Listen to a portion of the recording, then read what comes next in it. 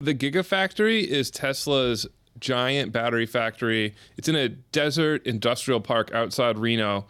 It's really the middle of nowhere, and it's one of the biggest buildings in the world. We spoke to some whistleblowers who worked there who had some crazy stories about what went on. Such as?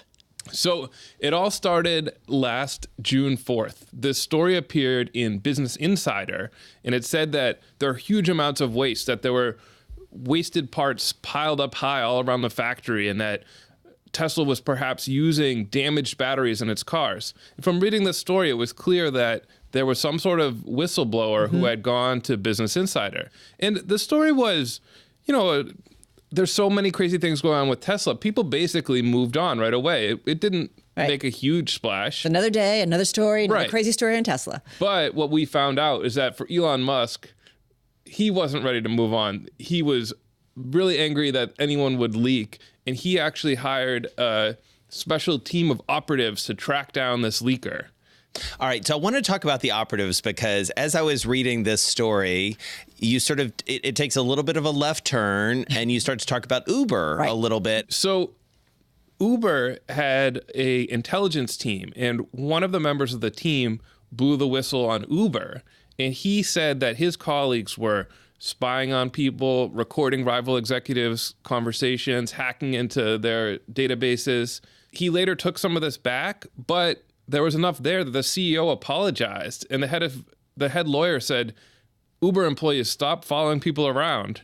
So the members of this team, several of them sued the whistleblower for defaming them. And they said, this is going to make it hard for us to get a job. But it didn't. As soon as this came out, they got jobs at Tesla. Because most people probably read this and thought, oh my gosh, this is really bad behavior. But Elon Musk apparently read it and said, those are my guys. There you go. And so they've identified the leaker. It's Martin Tripp. He's like basically a low-level assembly line junior engineer. And they interrogate him for hours. He admits to it. He gets fired. Tesla sues him.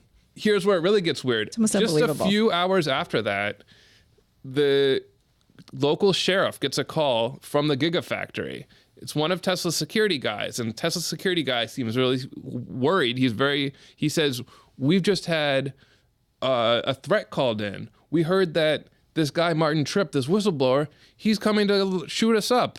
So the sheriff goes to investigate, and he finds that the threat is bogus. After this tip is discredited, after the sheriff says it's not true, Tesla calls reporters and says, hey guys, did you hear there was a shooting threat at our factory? It was that whistleblower guy.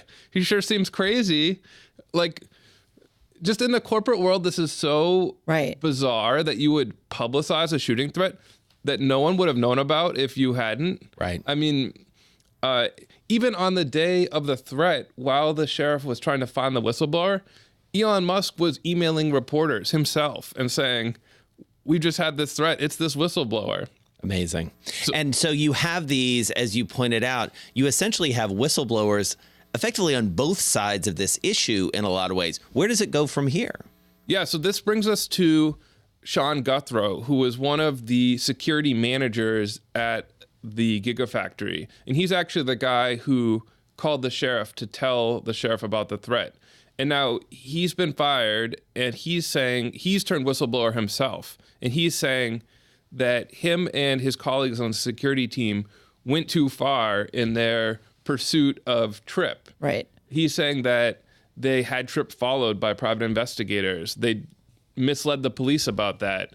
They were somehow able to monitor his communications to see, because Elon Musk had this theory that Tripp was working with hedge funds, short sellers, oil companies, that there was some sort of big conspiracy going on, and he really wanted his security team to find evidence of that.